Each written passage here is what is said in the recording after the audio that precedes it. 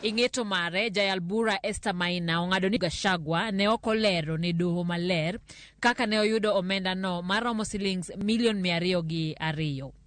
Gachagua men jalup William Ruto e piem mar laro komten piny Kenya koridhi ma mwandugo ma itudo gi mibadhi.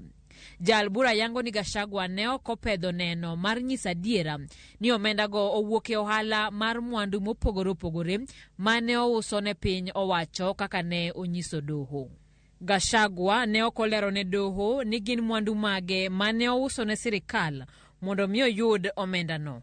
Bende onge oboke manyiso ni Gachagua ne ni kod winjruok mar orak gi sirikal mondo mi ochiw mwandu.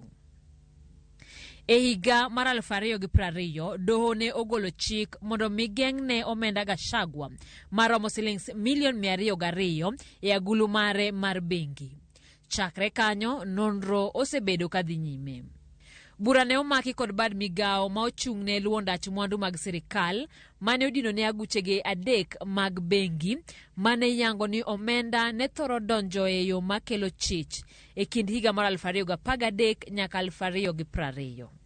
Bad migao no nyocha olero ne doho ni Gachagua kod ja ohala wadgi ma oyangi kaka Ann Kimemia matiyo gi nying ohala mar Gen Enterprises Limited ne ok nyal lero malong'o kaka ne gikuno maromo shillings milion 202.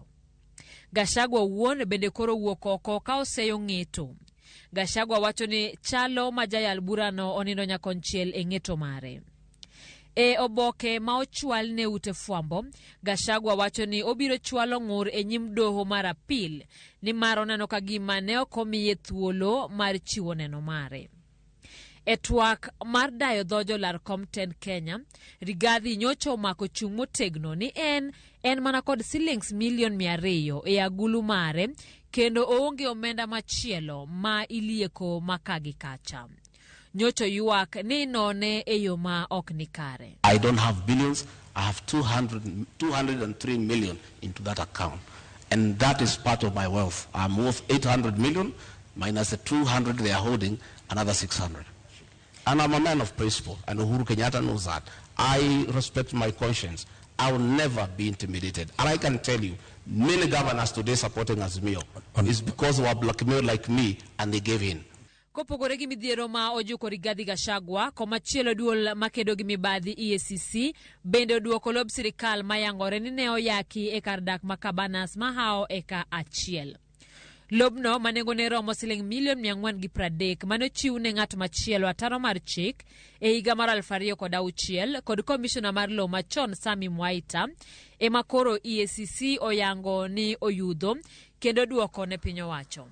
Doho mawinjo buche mag lo kod aluora ema ogolo ng'eto mar yango ni lobno owinjore duokne piny owacho.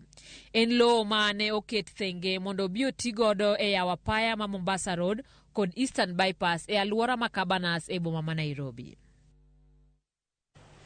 Ohala mar uso